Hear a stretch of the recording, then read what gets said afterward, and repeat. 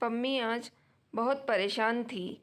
घर में सभी की सेवा करने के बाद भी उसकी कोई कदर नहीं थी। सांवले रंग के कारण कोई भी उसके साथ प्यार से बात नहीं करता था और ना ही कोई उसके काम में सहायता करता था, बल्कि सभी उसकी काम में गलतियां निकालते थे। पम्मी के पति पंकज ने उसका नाम काली कलोटी ही रख दिया था, जबकि ऐसा नहीं था। पम्मी का रंग सांवला था, लेकिन उसका चेहरा मासूम दिखता था। देखने वाले उसकी नज़र का प्यार देख लेते थे, परंतु उसके घरवाले और पंकज को वहाँ प्यार नज़र नहीं आता था। एक दिन तो हद हो गई। आज सब्जी में नमक थोड़ी कम थी।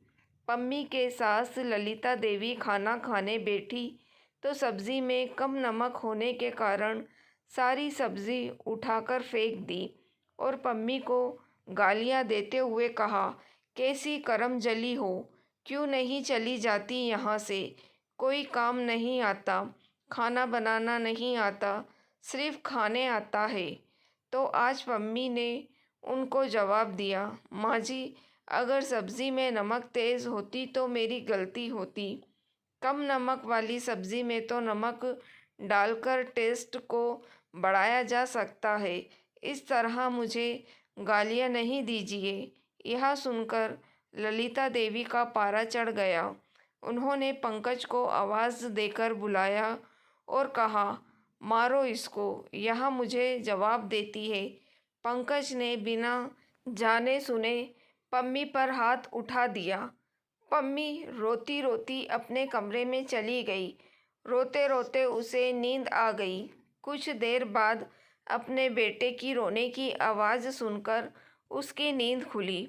अपने कमरे से बाहर आकर देखा तो उसका बेटा रो रहा था और सारे घर वाले आराम से टीवी देख रहे थे।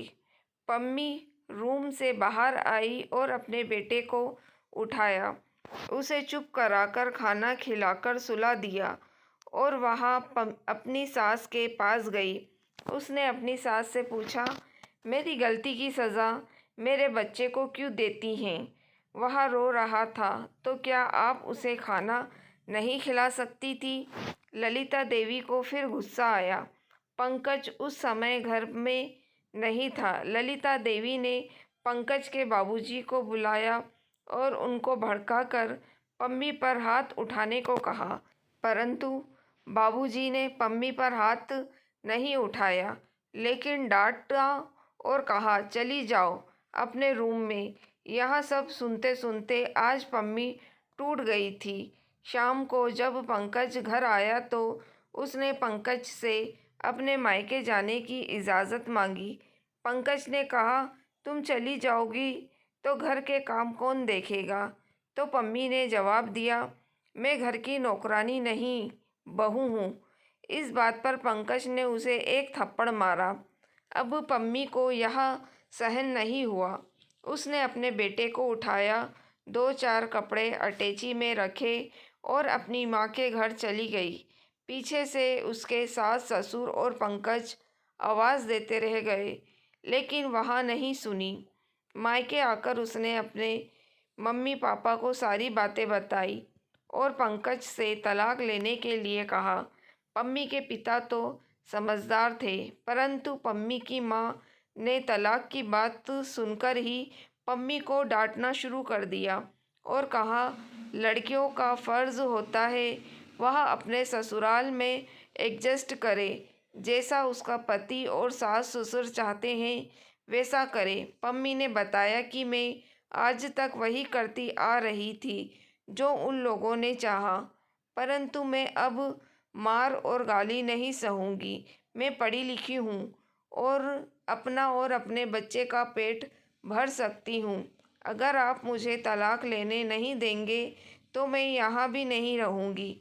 पम्मी के पिता ने कहा, नहीं बेटी, मैं तुम्हारा साथ दूँगा, चाहे तुम तलाकशुदा औरत कहलाओ या कोई तुम्हें कुछ भी कहे, मैं तुम्हें उस नर्क से निकाल लूँगा।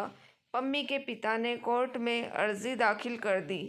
अपने एक वकील मित्र की सहायता से अगले 6 महीने बाद पम्मी को पंकज से तलाक मिल गया। पम्मी की माँ इससे खुश नहीं थी क्योंकि उनकी बेटी के नाम के साथ तलाकशुदा का लेबल लग गया था। उनको चिंता सताती थी कि अब उनकी बेटी का साथ कौन ब्याह करेगा। पम्मी ने एक प्राइवेट स्कूल में अर्जी दी और वहाँ उसका चुनाव हो गया। वह उस स्कूल में पढ़ाने लगी और अपने बेटे का दाखिला उसी स्कूल में करा दिया। पम्मी के स्वभाव और उसकी मेहनत से प्रिंसिपल बहुत खुश हुए। प्रिंसिपल का एक बेटा था सोनू। सोनू भी उसी स्कूल में पढ़ाता था। प्रिंसिपल को पम्मी जैसी सुघड़ लड़की चाहिए थी अपने बेटे के लिए। उन्होंने पम्मी से इस बारे में बात की। पम्मी ने उनको अपनी पिछली ज़िंदगी की सारी बातें बता दी और यह भी बता दिया कि उसका और पंकज का एक बेटा भी है। प्रिंसिपल ने कहा, मैं सब जानता हूँ। तुम्हारे पिता से मेरी बात हो चुकी है। तुम यह मत सोचना कि मैं तुमको सहारा दे रहा हूँ। मैं तुम्हारे स्वभाव से परिचित होकर तुम्हें अपनी बहू बनाना चाहता हूँ। इस बारे में सोनू से भी बात कर ली है। वह तुमको और तुम्हारे बेटे को अपनाने के लिए तैयार है। मेरी पत्नी भी तुमसे मिलकर बहुत खुश होगी। प्रिंसिपल की बातें सुनकर पम्मी शर्मा गई। उसी दिन शाम को प्रिंसिपल सोनू और सोनू की मम्मी के घर आए और उसके माता पिता से उसका हाथ मांग लिया। कुछ दिनों बाद सोनू और पम्मी की शादी करा दी गई। दोस्तों, अगर आपको कहानी पसंद आई है तो प्लीज़ आप मेरे चैनल वॉइस ऑफ नीलोफर को सब्सक्राइब ज़रूर कीजिएगा और मेरी वीडियो को लाइक और शेयर भी ज़रूर कीजिएगा। Thank you for watching.